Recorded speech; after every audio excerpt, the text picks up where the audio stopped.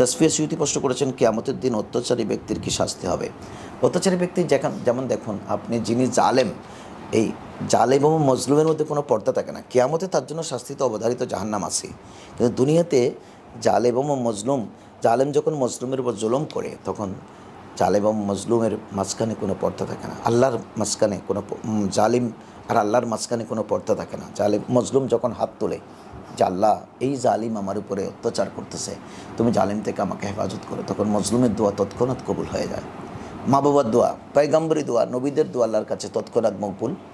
তারপরে মা বাবার দোয়া তৎক্ষণাৎ মকবুল, মজলুমের দোয়া মকবুল। তো মজলুম যখন দোয়া করবে, আল্লাহ যখন সে দোয়া কবুল করবে, ওই জালিমের জন্য পৃথিবীর জমিনেই লাঞ্ছনা থাকবে। আপনি যত জালিম পৃথিবীতে এসেছেন, কোনো জালিম কিন্তু লাঞ্ছনা ছাড়া মরতে পারে নাই।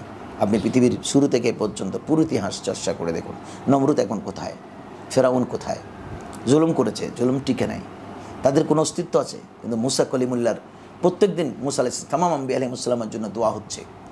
প্রত্যেকটা মসজিদে যখন দোয়া করি আমরা, হুজুর পাক সাল্লাল্লাহু আলাইহি ওয়াসাল্লাম সহ তাম্বাম 1,24,000 পয়গম্বরের রুহে পাকে তুমি সওয়াব পৌঁছিয়ে দাও। 1,24,000-এর মধ্যে মুসা কলিমুল্লাহ আছে, ঈসা রুহুল্লাহ আছে। কিন্তু ফেরাউনের জন্য কি কোনো দোয়া হচ্ছে? ফেরাউনের কোনো উত্তরসূরি আছে? নমরুদের কোনো উত্তরসূরি আছে?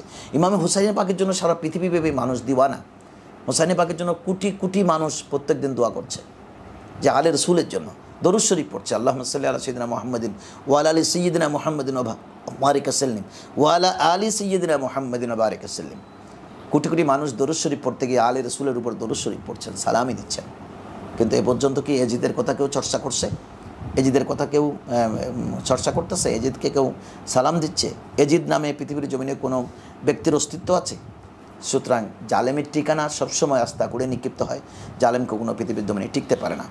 জালেমের ইতিহাস বড়ই বর্বর, কিন্তু মজলুমের ইতিহাস হচ্ছে, মজলুম যেখানেই জুলুমের শিকার হবে এবং ধৈর্য ধারণ করবে, তার জন্য দুনিয়ার জন্য বিজয় আসবে এবং পরকালে তার মুক্তি আসবে। আরেকটি কথা কি, জালেম যখন মজলুমের উপর জুলুম করে, তখন আল্লাহ তাবারক ওয়া তাআলা জালেমের কিছু নেক কাজ আছে না, ভালো কাজ, হয়তো এই জালেম আজকে নামাজ জুলুম করতেছে, কালকে কিন্তু সে নামাজ পড়েছিল, তার জীবনে কোনো ভালো কীর্তি থাকলে সব কীর্তিগুলোর সওয়াবটা মজলুমের ডায়েরিতে দিয়ে দেওয়া হয়।